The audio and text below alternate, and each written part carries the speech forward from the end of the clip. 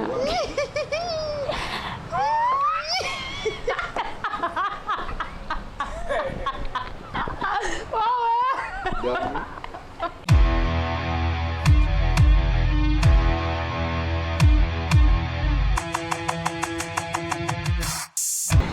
go.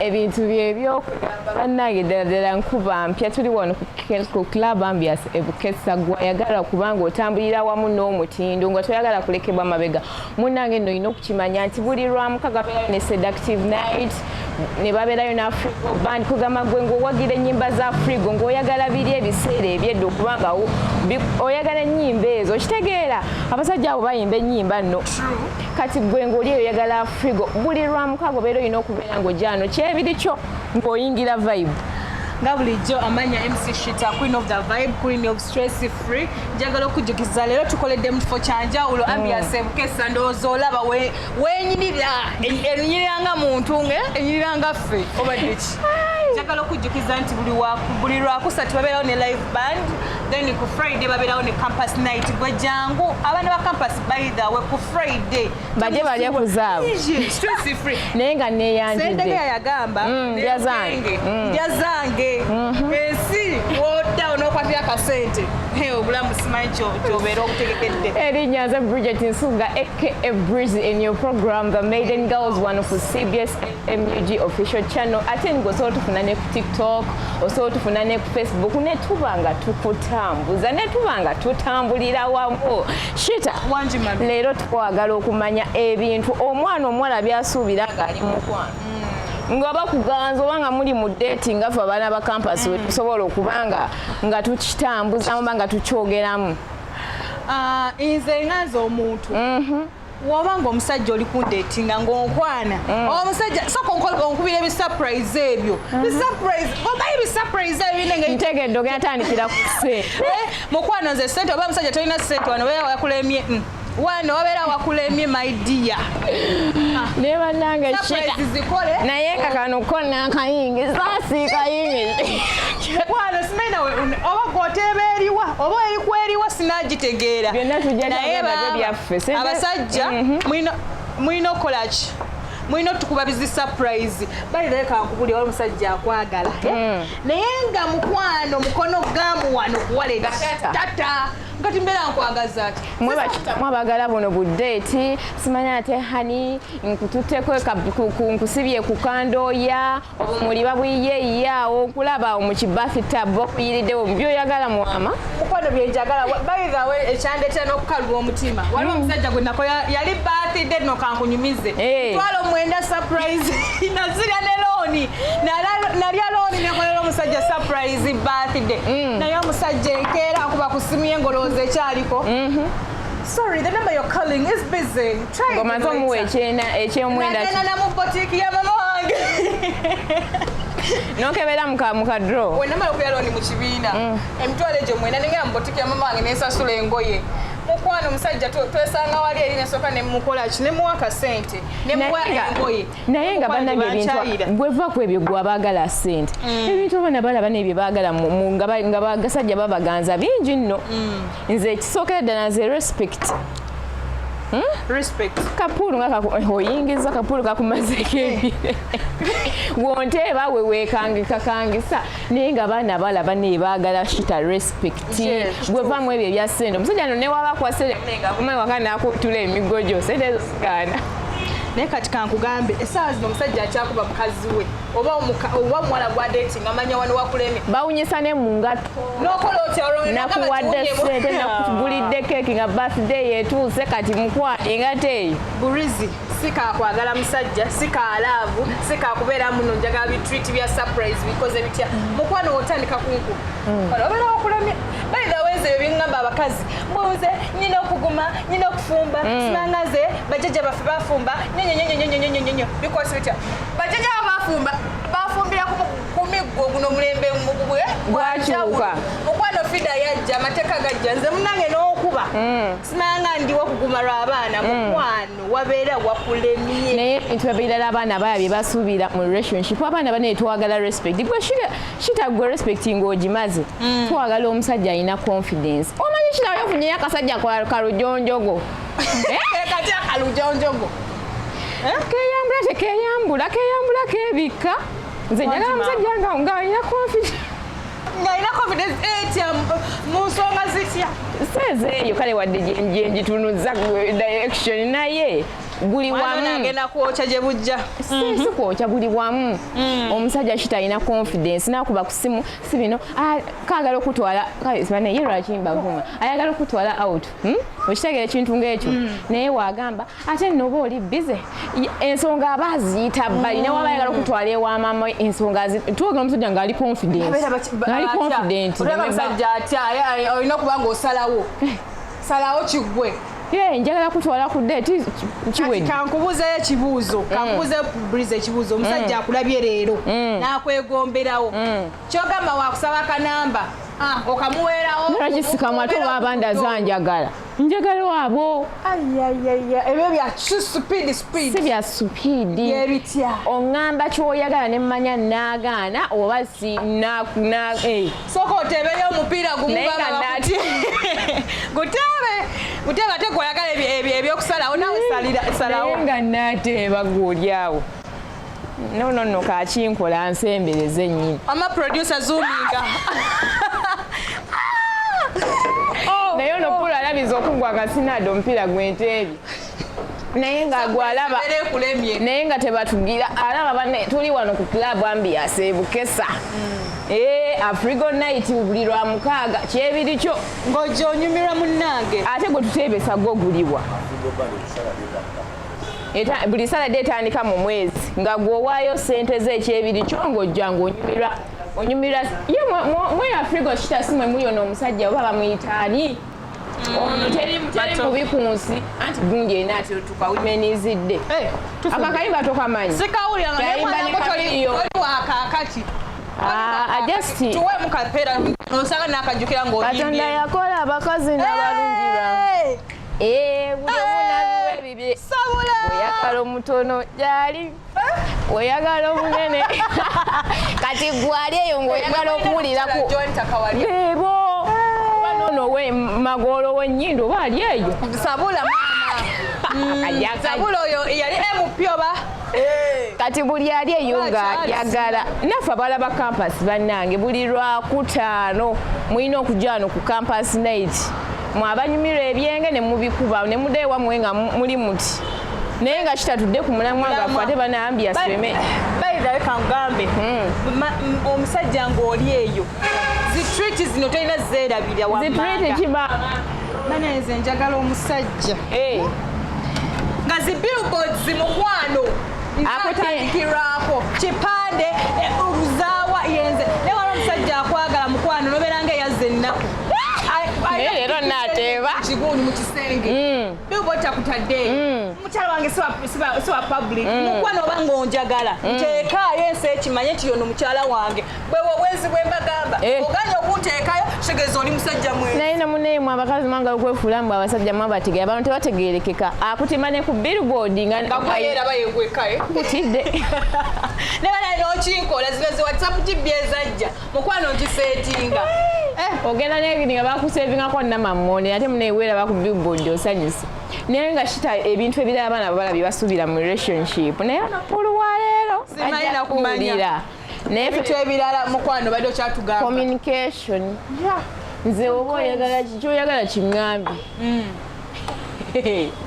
saagala bino communication ebitambuliramu ne confidence nti omusajja ateerya ntama ebyo biki ebuzaabuza alinga mukazi omusajja ayinza kumanya ennaku 3 nga takukubidde oluddako okuwati obusimu obwekiro lwakuba kati era ngenda kuzza akayimba ka Irene nawo kamanyi osimuze ekiro mukwano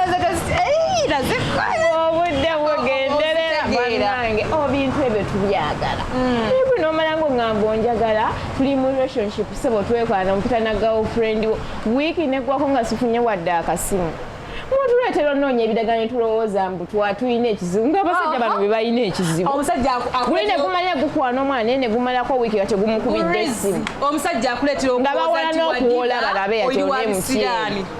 Omusajja akuleetera okulowooza nti oli wa kisiraani wa ddiba. Nze nkubuulira. Nze njagala omuntu n'ankubirako. Zimmeseji. Nange beekawo nentandika okumunyiriza kusinga nga Brizzie kiwobadde ki.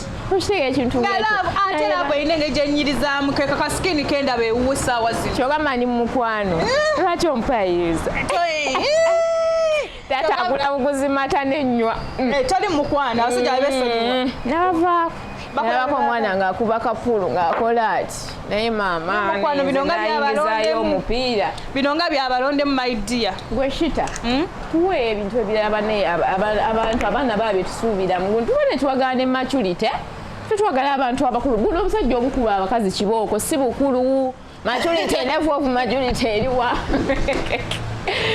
Level of maturity eri wansi. Naye gwe nange banennyingiza naye lero tukuyeka equalizer gwe maturity. Yeyo maturity ye. Ogenda kwagala otya omusajja ng'akuba kibooko ogambe mbu naategeera. Ogambe mbu n'omusajja oyo ddala ategeera. Naye kankubira omusajja abasajja b'ennaku zino tebakyaku. Omupiira gwange naawe. Maama kuteeba. Gwe olina okugenda naye kandawo bw'onaaguliza kuba wali kaliwo kakuli mu Uganda. Maama si bye bino emisiraani bye bagamba. Wowe Nkulaba. Gwe Shitah. Tokajjaawo okubiraawo. Nina gendera wano. Alina ogenderawo n'oteeba. Naayimirirawo. Olina oyimirira wano eno n'okuba kiyo. Gwe teebera ddala. Yimirira n'eno obadde okitandikira eno. Sijja. Wuwi. No. Nkulaba oyagala guyingizaayo naye guno bwe gugaana. Simanyi. Wano obeera wakulebye. Kasa gwakyogedde. Naye nga Shitah nzigambye maturity tetwagala abasajja abakulu. N'amanya ntuuse mu myaka 3 omuwala w'abaana ndeddeza waaki ng'ewaabwe sinnagendayo. Va kukulu tuweereza abantu. Twagala abasajja tonkubisa mmeeza. Twagala maturity. Mwagala maturity temwagala kirala kyonna mwagala maturity. Omusajja alina maturity nno bajja lowoozo bakyamaguzi. Omusajja ategeera muli n'amanya nti akuze. Ye omusajja amanya nti ewaabwe w'omukazi bakyalayo. Naye guno obeera n'omwana wamu obasanga bali mu bufubo bakuza myaka 10 naye nga bali mu kawundo kakubye eddinisa. Nanti kati bye mbagamba abakyala. Bw'atyayo ewaabwe w'omuwala. Omuntu ogenda n'ofumbirwa n'olowooza nti ofumbiddwa kiwedde buli kizibu olina okuguma. Ati abe waffe baafumba nze sirina simanga butafumba. Mukwano omusajja akumye omutwe mwesonyiwe. Era ye mwesonyiwe. Mwesonyiwe omusajja atategeera munne ewammwe ewaka olina osindikayo obuyambi. Olina ogenda ewammwe ewaka omusajja olina okuba nga babizibu family ate nabo nammwe abasajja bane batudde ku kosajja abasajja ne babizibu family abasajja babakoowa. Osobola omukyalo musindika ewawe wadde kakiro ka sukaali. Bayita walobe nawuli ababanja n'ebintu. Najja kubajuna. Walobe nawuli ababanja ebintu ennaku zino. Nti oli wadde yakuteeka miliyoni nga 3 ng'agenda kwanjula mukwano. Amaka we gagaanira ajje watatawo n'abisaba. Guno we gugaana oyingira. Mungobe. Naye okubye mufu.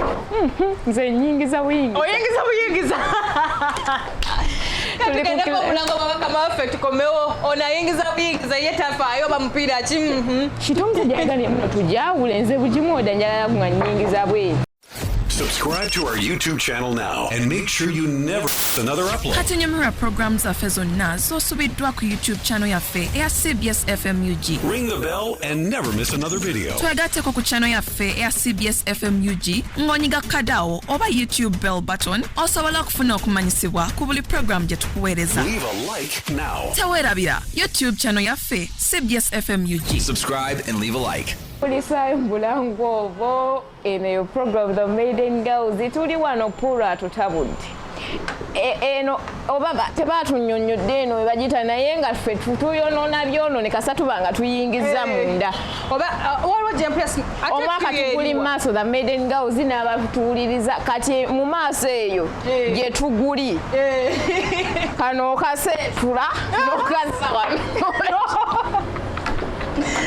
Naye nga nga tuli wano ku club ambiance kati gwali ng'oyagala okulya ku ssente zo abantu bali mu January n'ekita abantu balina ssente waliwo yagambye naye bannange tuli mu January naye nze nga ndi mugagga obwavu obwo ne bagamba kabira mu kisenge kyo kaaba mpola kati munaye gwali eyo ng'oyagala okulya ku ssente zo wano ku club ambiance obeera ogenda kujja buli lwa mukaaga olusooka mu mwezi babeera na frigo nga gojja osasula ekyebiri kyo ng'okola ki ng'onyumirwa ennyimba ez'enjawulo aye tebeerabira nti buli lwakusatu mu wiiki babeerawo ne live band abanyumirwa live band mujja neno kwambia Semukesa gw'onyumirwa ennyimba ezo ez'omukwano mbeeramu n'ennyimba z'omukwano toweerabira balira olina okujja n'omwagalwawo agenda eri ekyo tekiriiko naye nga tukyali naye nga tukitanga obadde ki malayo maama malayo twashaka bantu bajini bayite bakwowoole bakunge mwena bwena abalina abakyala bammwe ba girlfriend n'abo be mulina nga babeesibako nabo mubaleete muguuni mu live band obwo buyimba bujja bakkakkanya mubeera nga temukyabeesibako oba ofuna towerabira buli Friday babeerawo ne campus night baslay queens baslay kati muli musteero mujje bangambye abaana b'emmengo tebava waneeno Mengo campus awe y'emmengo awo tebavaawo naye mwebale aye sibamanyize nenga ebintu abaana balabye tuba tusuubira nga tuli mukwekwana mu mukwano kana abadde kyono sabika kale ebintu ebyo tusuubira mu muntu oyo gwembandi naye nga tuli mu mukwano gwebudde obudde kintu kikulu waliwo omusajja yeefula bize n'olyanga ng'akutuluse aye namuddeyo ne mutwesibako nze nalangidde abasajja banneesibako Shitah kati nze omusajja gwensi ogamba abeere bize nga tampadde time kuba twagala nnyo time omusajja oyo ye muntu gwe ŋŋamba nti mpaayo ekyekumi ekyabiri n'oki yeyo time gyotegeezayo si yeeyo naye njagala twagala time yakasente Shitah lwaki onsala ekirimu mama yogera nkutadde abawala twagala time nga tuli mu mukwano oba nga tuli n'oyo omuntu gwendi naye naye bw'obeera ng'ogenda beera bize ng'ogenda kumpa ssente time gireke ng'agenda kuwa ssente time agireke ye naye nga nvudde mu kuwabya abantu bonna nga abawala baagala time nti omuntu n'omufisizayo obudde bataata b'abaana eyo lwadde tuli bavubuka bataata b'abaana eyo tubalaba mu mizigo gye tuliraanye ne sande era n'otabaawo waka ate abeera anoonya ssente ate tenkanya bw'ona amanya mbw'onaakwana byebintu bye tusuubira mu mukwano nti olina okuwa abantu wo ne famire yo time naddala nze mukyalawo time ginnaaze bunaaza ntwalako omusawo nongane bebi tugende kwa mu supale yo tubeereke ne bangamba sawuna yaba naye n'abantu abalonda ku kkubo Shitah bannange emitwalo ki ebintu mubyonoona nze we nawulira abali bagenda twala ku kilabu ambiance nga kilabu ziba zaabo mumbadde ki abantu nze banasiva ku bantu bye boogera naye nga mu mukwano abasajja mulina okuwa time abakazi tuba tusuubira time njagala olunaku lwa Sunday tukonga mama abaana leero kanfumbe Brizzie leero kanfumbe kubanga ofumba tolina kyovaako onga leero tubeereko mu kisenge n'ekisumuluzo kikweke wangi maama wewe time ndoza producer ozuumizeewo n'orecordinga nawo kubanga beewe time sigwavaako okubalakyo njagala nate olunyumiddwa nnyo njagala buli kimu teebe buteebi bale kati kabanzuuminge nkagaanire eddala ne bannange kiri ku puulu ya leero ebukesa oyinza tujja bajja kiwulira wowe sabula gwe abasajja banne tubatenda obuyayi tugera ku bintu abakazi betubasuubiramu oba bala betusuubira mu boyfriend twerabidde amazima banne abasajja twagala banne abasajja ab'amazima omusajja alimba Brizzie alina engeri gy'atama mu mukwano ate akulimbirawo from the start n'akumanyiriza obulimba n'olowooza ge mazima naye mukwano nze nekigwamu yakwano ebeera esiiridde naye kitoine tokuba abaana b'abanno asi kubakuba nze balirayo nyini oba na busungu oba kiki naye bano abasajja balina engeri ate bafuulinga ffe abakazi batulabanga oba batalina kiddako omusajja n'akulimba naye nga yakukakasa ge mazima. I have a friend yakebera musimu y'omusajja nga kuliko my love sweetheart n'agenda n'asoma ne messages ziri mu simu omusajja n'amugamba oyo muganda wange kyokka nga ne message chats ziba ziraga n'amugamba sister wange kugamba afuya tetuna kiddako buyaaye na bulimba nze I'm out of that game. Look at ogenda funa ebbumba kati munnaye Zwabi tunoze no gwe namwe abafaanana Shitah mugenda funa ebbumba eryammwe mwewumbira omusajja oyo bw'oba akamuwumba bw'okinga omuwadde obulamu omukubirawo empiso y'obutalimba kisoboka bw'aba akulimba mulimbe nedda kankugambe Brizzie omusajja waliwo akulimba n'okigumikiza naye waliwo alimba n'asukka nga nekyalimba okirabirako kati kyogamba babalimbe naye nga tebabalimba nnyo alemamu akatono tono akasaanidde kubanga naffe era tetutudde naawe obadde ki naye omusajja n'akulimbira ddala Brizzie kyolabako nange ye omuntu leera yana yawankubirako wano ate already byafudde edda kagana ng'ojjo nnyambako mama continue bagamba nze kafulu ndowooza wano weewati nze kafulu ndabe kwe gugenda okugenda tekumanyi pool simanyi I don't know anti nange byebyo ku bintu abawala bye basuubira nzire mu lulimi lw'abakampasa things girls expect in a relationship keyakeyo oba nebupikiriki netugendako bana ne intimacy n'ebinsonga ezo ez'omu kisenge naye tuba tuzisuubira omusajja agenda awo nakwefulirako serious tuba tuzisuubira tuzaagala zilimelight tuzaagala naye waliwo omusajja godating essaawa zino ye nodeti naye ng'atya n'okutambula naye mu kkubo omusajja nga kyotambula nange iye ng'atya okutambula naawe tannafunibwa ku nze bana kinswaza naye n'ogenda otunuulira omuntu agamba munne akuswaza nga yina atunulanga kizibu kyesembu ng'olabye maama dda omusajja oyo agamba omwana w'abandi munno oyo answaza saga atambula naye n'omutunuulira bayigawo obwo bwenzi kati ekyo kirese mu keya nti tambulako nange abantu bandage nfaako bwentambula lipstick ateredde kadde utereeze mukwano omusajja oli ajja kugamba nyabo lipstick byewataddeko ate abasajja nekitanga obonyebonye n'ebisajja ebyo ebitamanyiraafu byotera mulavu nsanze ebisiriko ebiwanvu ebikko ebikibi byonna biri awo naye teweerabira nti program the Maiden Girls tubeeramu n'obunyomero obw'enjawulo mu show yaffe tubeeramu ne entertainment tubeeramu ne fashion Brizzie ndowooza leero mu fashion watuleteddemu ki nga tuvudde ku sayidi ya laavu ki abantu baweeko fashion wali badde ye bayiza nga leero weesaza akagoye ako bakayita batya maama bagambye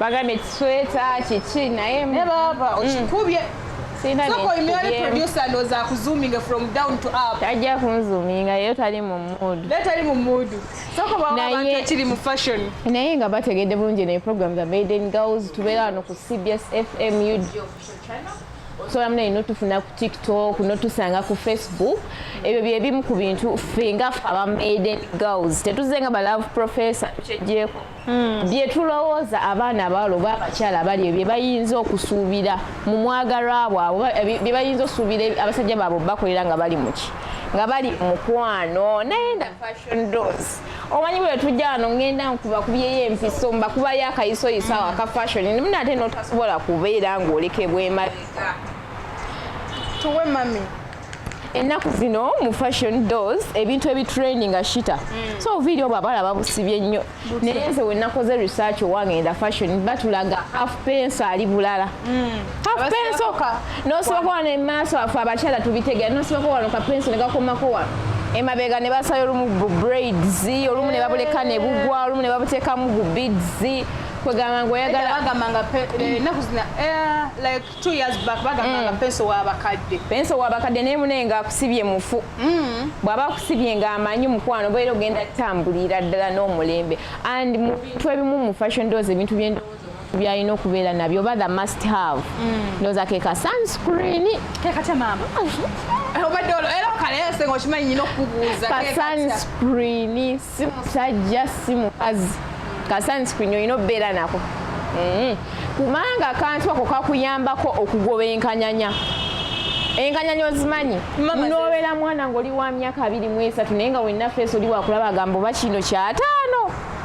I think a sunscreen kakuyambako nnyo n'omusana obutakwokya n'obeera okwegamba ngwa skin yeeyo ng'ota skin nga kwegamba kikyana kinyirira ng'eri ku muzuuli saana. And ebintu fashion bye tulina trash nga bannayiswa bireero zoominga abaana bala bambala zi hair bonnets. Hair bonnet obimanyi?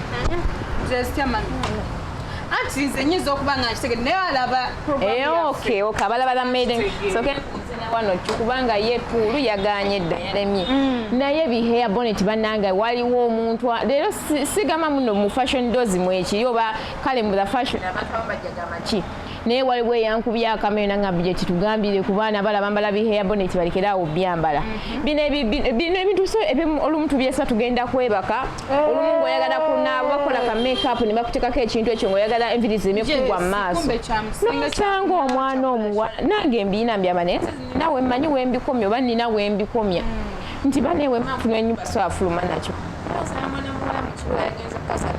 olumu agenzeeko naku date ng'akyetaddeko abasajja bagamba bana ebintu ebyo biswaza so mu fashion dozi leero wano ku Maidengalz ebintu gw'omwana omuwala ali eyagala otambula n'omulembe ebintu by'olina otrashinga by'okwambala ebyo ebintu mu bantu birina koma either mu kiyigo oli mu nnyumba yo budde bwakurelaxinga naye mu bantu mu public so mu fashion dozi ndowooza byo byenninayo.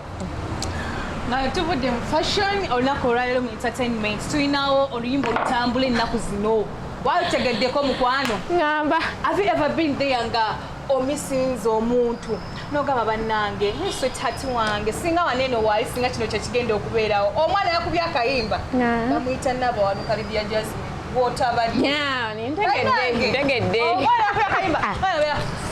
singa kabbi wange leero waali naye badde mulopera mu kigundi kikola kyanyiziza ate kiri kunsindikira bu message wotabadde omugenyi omukulu wotabadde nayize n'omululu ate yakubye hits by the way ayina ekivvulu oba bangambye oba Africana? Yes. Aliko Africana?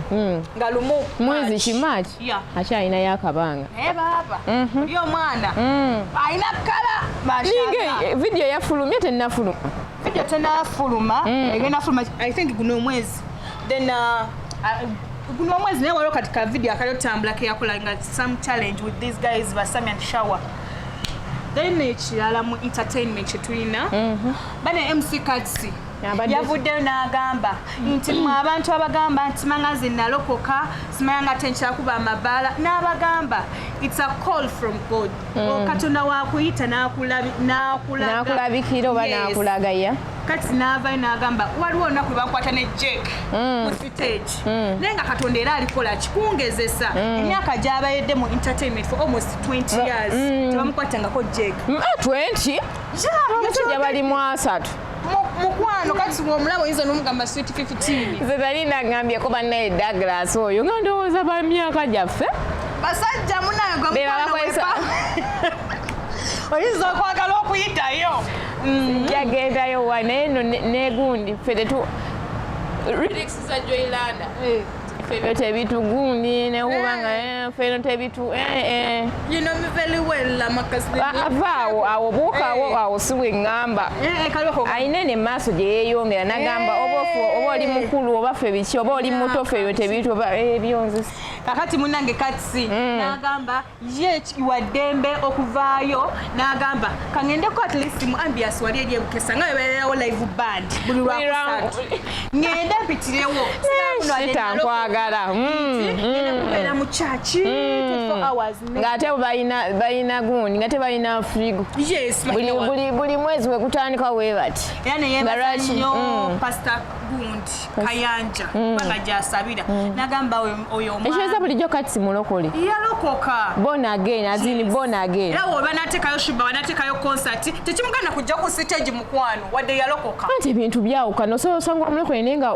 bw'abanga MC nga watuuka wali abagenze kukola omusajja alina abaana 2 3 ekitegeera n'abalokole nti omuntu wabanga mulokole kitegeeza ebyogenda mu ebyokulabatakyaligendamu mwabamanyi abalokole mweddemu Mutumanyi. Siri mulokole. Kati yabagamba wadde mulokole naye tajja kuva ku kintu kya. Tagenda kuva ku kintu entertainment naye kale n'agamba n'ekintu ekyasinze okunsanyula. Yagambye abaana abawala mususizza nnyo ttambula obwereere. Omwana omusanga nga wano mu kifo kye tulimu ambiance ebukesa naye ng'agiyingidde naye ng'ali naked. Kasi yagambye ze bukyanga mbeerawo ate bo bakisusizza nnyo ndooza kyekyamugobeza n'okubeera nga like takyali nnyo bintu byebyo entertainment nnyo naye nga mwali naye akoye okulaba emibiri agikoye waliwo ateesiga ka sunscreen nayita kukati tugende tuyitewo akamagenda ga buli mwana ayitewo Maidengalz mwabulabye gwe obadde ki tetutegeera byembadde nabyo mu entertainment naye mu entertainment nze oba entertainment oba yabadde sala naye zinakatuttemu Pastor Wilson Bugembe ne tweyanzise salayo era salayo katusayo mukama ekolere eddala yasabira abawala abalungi obuleme kutufa tubufunemu embaga kigekintu ngekyo tubufunemu obufungo tubufunemu bannange esala Pastor Wilson Bugembe yonna gy'oli tugenda mukama akole you are ready. Already you are in marriage. Over. I'm already in marriage. Naye gwaliyo ng'akaweto kalina mweto kakanira. Tugende ku bintu bye twagala mu basajja. Confidence akawotaka. Tenkagaane nkakirize. Mukwano kangambe ennaku zino kati tetukyalinda tubweteekanga. Kyalina omukazi oli yatutumita empiso wali n'agamba nkubiriza abazadde mutwale abaana mu kisakate kya mama n'abagereka nkubiriza abawala abali abalina empeta omunaana ku ngalo nga toli mu fumbo zejeeko omusajja ayinza okugamba nange katutene mama ninga akalengeddeko n'empeta engalo zikuume ziti omuntu akulaba eti engalo eri puleyini weetaaga okuba ng'okolebwako emikolo egyo gyogenda ewaabwe naye nga tukujjukiza nnyo program leero muneera Maidengalz tugikwatidde wano ku club ambiance ebukesa atamanyi wa bukesa gwe noonya tuke restaurant ffe tuli wano opposite tuti mu mbiriizi muti mwe tuli buli Saturday tandika omwezi tukimbye buyimbi tubeera ne ba Frigo Band ne tubeera ne campus night buli Friday kati olwokusatu baba naki ne live band ate byabyo byabwerere embu kati gwe campus ali eyo okuleka bano aba Frigo olina osasula ekyebiri kyo ogende wali oba oli mubi oba oli mukazi oyire kalya kayi